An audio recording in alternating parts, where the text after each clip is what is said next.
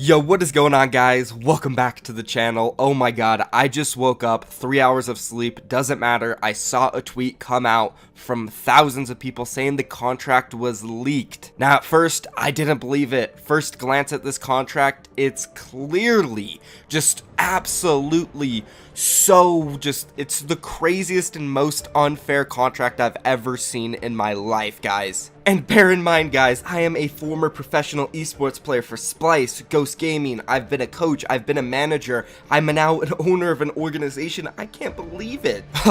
Seriously, I'm dumbfounded about how ridiculously one-sided and unfair this contract is. So I couldn't believe it. There was no way my brain can actually believe that FaZe had a player sign something like this. Unreal. In this video, we're going to go through this whole entire contract, and I'm going to explain to you guys why it is the most unfair thing and why Tfue was taken advantage of by FaZe Clan in order to get him to sign this contract. But Keemstar did confirm that this contract was legit by the people that leaked it, which is The Blast, who are verified on Twitter. Let's take a look at this tweet first coming out from Keemstar, just so everybody can see that it was allegedly confirmed by him to be legit. He said, the Tfue and FaZe Clan original contract was allegedly leaked to The Blast News. Here are some of the key points, and oh my god, is the contract horribly bad for Tfue. Down below, brand deals brought in by FaZe Clan,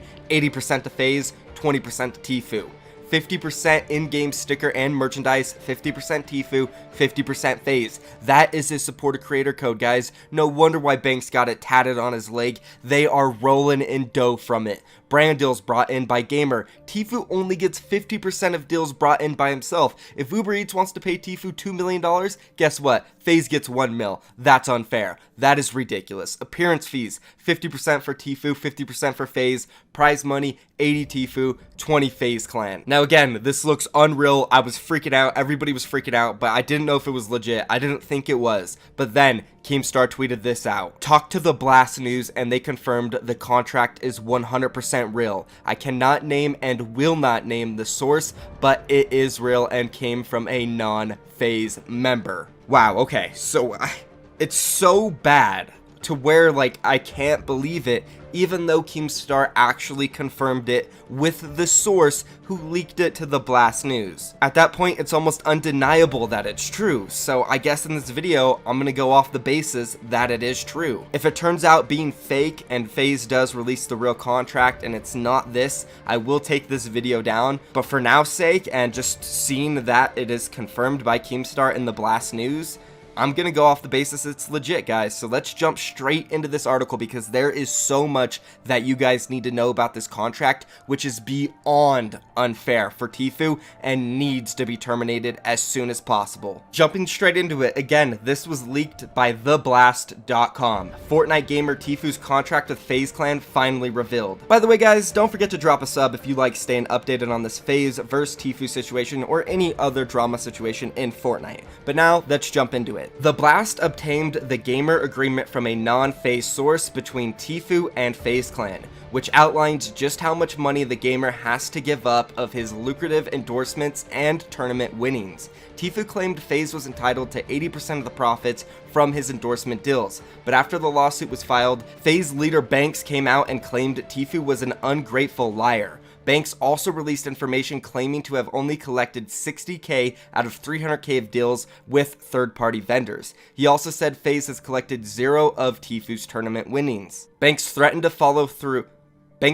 release Tfue's contract, but he never followed through. Now we have the actual agreement. At the crux of the disagreement is the contract, which appears to allow FaZe to come in at any point and collect up to 80% of Tfue's cash as they see fit. Here's a breakdown of the contract. The agreement. The contract is a gamer agreement dated as of April 27th, 2018. It reads, the initial term of this agreement shall be 6 months from the effective date. At the end of the term, and notwithstanding anything to contrary set forth in this agreement, including the T and C's, this agreement shall be automatically extended for an additional 36 months. That's a total of 3 years, guys, provided the following conditions have been met, which includes participating in tournaments and training sessions with the team and representing the team, including at events arranged by company or where company decides to participate, and provide publicity and promotional services as required by company. So essentially, Tfue was automatically locked in for 3 years with FaZe after his initial 6 months. Now this is something that has like become standard. All these players in Fortnite are getting signed to 3-year contracts, and it's crazy.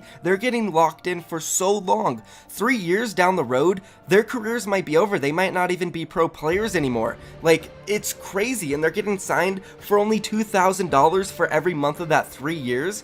It's crazy. Again, these are super unfair contracts. And it's not just FaZe, a lot of orgs are doing this, and it seems like Tfue and his lawyer are taking that step that needs to be taken in order for players to stop getting taken advantage of. Moving on to the next breakdown, compensation. This contract states that FaZe will pay Tfue $2K per month as a fixed fee, plus all other income, including but not limited to salaries, earnings, fees, royalties, bonuses, share of profits, and gifts generated in connection with gamer services, whether individually or as part of the team. Tfue's main issue lies in the way the money is split up.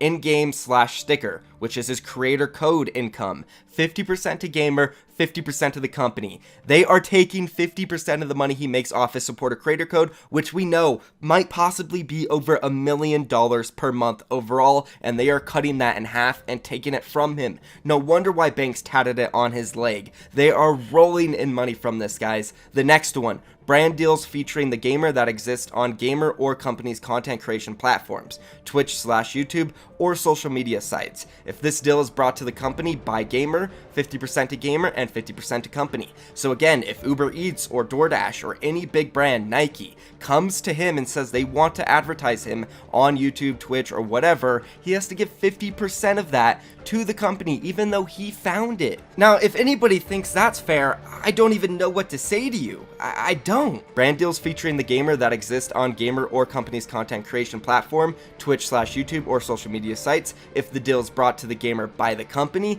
they take 80% guys. They take everything. If he gets a deal by Nike from FaZe, Tfue literally only gets 1/5 of that, while FaZe gets 4/5. What? All income generated by gamer from cash prizes, which is won in a tournament and or matches, shall be split after the payments to the coach as follows: 80% to the gamer, 20% to the company. This is like the only thing in this contract that I've read that is like somewhat standard. Even 20% cut for the company is still pretty high in the industry, especially right now in the Fortnite World Cup. Players won't even sign contracts for 15% or like 12%. And the fact that this is the most and only thing that is close to fair in this contract is ridiculous. The contract clearly states that FaZe Clan is entitled to half of Tfue's creator code income and 80% of any brand deals that the company brings to the table. It also makes it clear even if Tfue brings in the business, the company gets half. Again, this is just ridiculous. And then it says, in the gaming industry, creator code income can be astronomical. Our sources say Tfue's income is pushing $10 million per year. Again, that's almost $1 million per month, guys.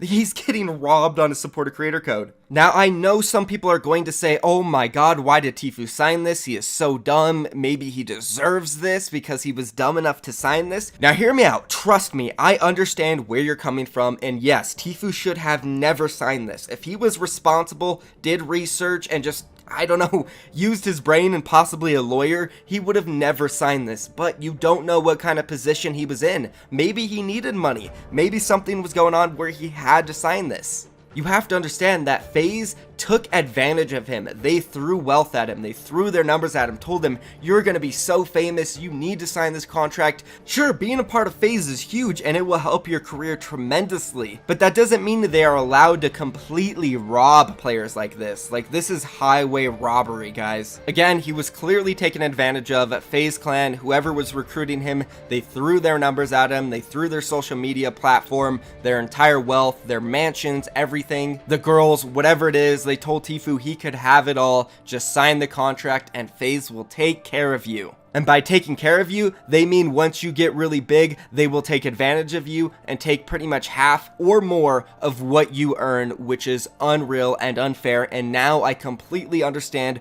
why Tfue took it this far, hired a huge ass lawyer, top 5% in Southern California for 12 years straight in order to get out of this, and hopefully change the course of esports and how players are signed and how unfair the contracts are. We need unions. We need people to understand that players are being taken advantage of every single day in this industry, and it is so terrible. It's mind-blowing, and I could rant on and on about how I'm a former player, a coach, manager. Like, I've been there. I've been in every position these players or coaches or whoever they are have been in, and I know these teams like to take advantage of players. I was a professional player for like 4 years straight, but I only signed with 2 different orgs despite getting many offers, and that's because all the contracts they threw at me were terrible. And I will say respect to Ghost Gaming and Splice, because I did play under those organizations, and they did give us pretty fair contracts. Some of it was, in favor of the organization, but at a certain point, of course, some of it is going to be in favor for them, but overall, it was pretty good for the player. And the good thing about it is both those contracts I signed were very short. I was on Splice for 6 months. Then after 6 months, I was free to walk or we could renegotiate.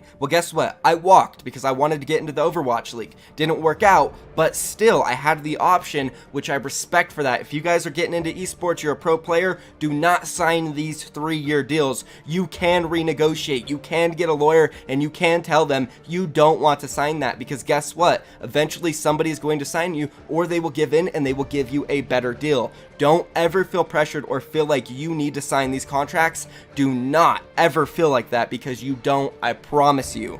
That is going to be it, guys. Thank you so much for watching the video. If you enjoyed it, do me a favor by slapping a like on it and subscribing to me. Of course, I've been the one updating you guys 24/7 on this as soon as new information comes out, so you know you don't want to miss out on subscribing. Also, be sure to leave a comment down below letting me know what your opinion is. I want to discuss with you guys in the comments, so leave a comment. That's it for me. Thank you for watching. Peace.